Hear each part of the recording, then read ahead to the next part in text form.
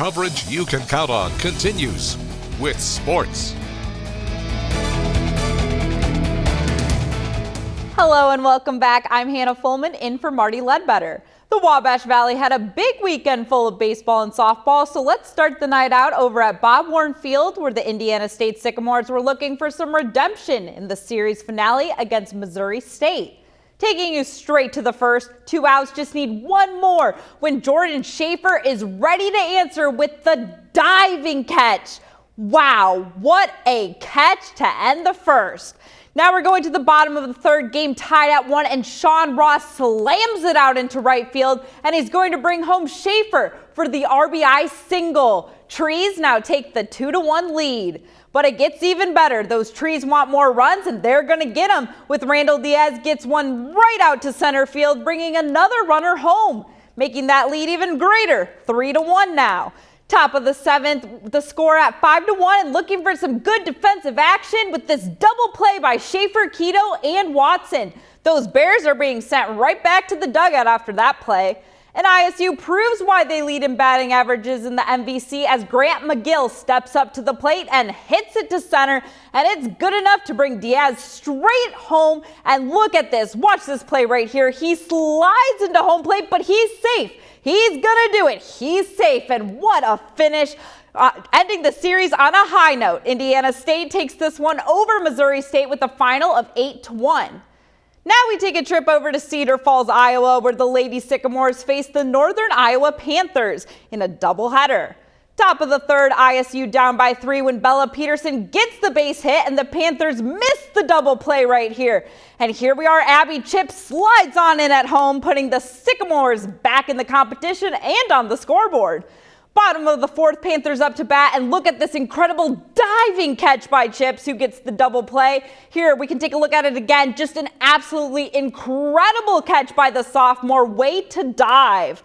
Keeping the Panthers scoreless in the 4th. Now we're on to the 5th. Peterson back at the plate, and look at that. It's over the fence, way over 20 feet past, and wow, a massive solo home run for her. The Sycamores are back in this ball game today, folks. But take a look at this very next play when Annie Tokarik hits one back to center field, and it's good for a back-to-back home run. This is her 6th this season. Sycamores now only trailing by 1.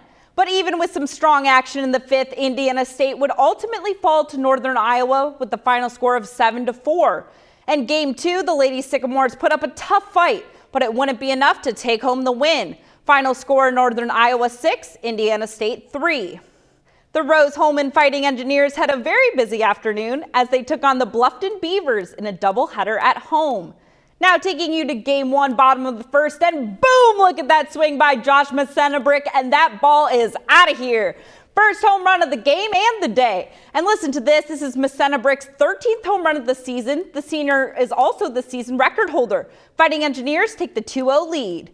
Going now into the bottom of the 2nd, and who's up at bat? Brett Tuttle at the plate, and he absolutely smashes that one out to right field, making it all the way to the girls' softball bleachers. Wow, they take the lead 3-0 now. Now let's take a look at some infield action. You know, Ian Klein, here he goes with the pitch, and whoa, it almost hits him. But quick reflexes and recovery, he gets the out. What a play by the pitcher. And the very next play, we see a seamless throw. Wow, it's absolutely seamless throw here by Coulter Coolard Rodak straight to Messenbrink, making those Beavers go for another scoreless inning. And in the end, Rose Holmen takes game 1 over Bluffton with a final of 3-0. But even better, the Fighting Engineers pick up a second win in game 2 with a final score of 10-7. Now it's time for yet another doubleheader as the Rose Holmen women's softball team faced off against the Anderson Raven in 2 close games. Game 1, top of the 1st, and nothing gets past Phoebe Wurstel, who makes the perfect throw to Kennedy Mishnowitz, leaving Anderson scoreless in the 1st. Now we jump on over to the 4th, still a scoreless game when Nicole Lang hits it deep to right for the double, leaving her in a great scoring position. And guess what? That's exactly what happens. Just a few plays later, up at bat, a massive hit by Mackenzie Morgan, bringing in 3 runners after that beautiful double. The Fighting Engineers are now in the lead. Still in the fourth, and Rose Holmen looking for some more runs, because why not? And Ashley Pickham accepts the challenge with the base hit, bringing her teammate home. And those runs would keep on coming as Rose Holmen finishes off game one strong over Anderson with the final of 5-3. But take a look at this. It's a double win for both Rose Holmen baseball and softball. The Lady Fighting Engineers come out with a 6-3 win over Anderson. Now, we saw some great college ball today, but let's take a look at some Major League Baseball. First up, the Chicago Cubs take on the Milwaukee Brewers. Taking you straight to the fifth scoreless game at American Family Field, but not anymore. Patrick Wisdom crushes one off Burns for a solo home run, his fourth of the year. Cubs take the lead. And the sixth inning gets better. Seiya Suzuki drills this one off Burns down the line, bringing Alfonso Rivas home. Now even a bigger lead for Chicago. Now taking you over to the seventh inning, and guess what? Marcus Stroman absolutely dominating the mound today, and happy birthday to him too. Stroman finishes with 5 strikeouts, only giving up 2 hits through 7 shutout innings. Also his first win as a Cub.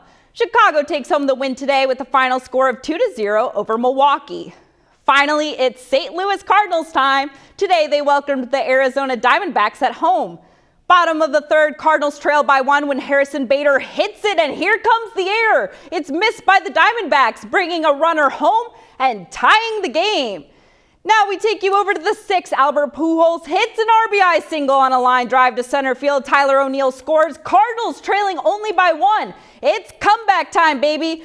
Bader is back at the plate here, and he hits it. A 2-run home run to deep left center field. It's out of there. Paul DeJong scores. What a finish and what a comeback. Cardinals take home the win with a final of 7-5 over Arizona. Well, that does it for sports. Stick around, Everett. We'll have a final look at your work week forecast after this quick timeout.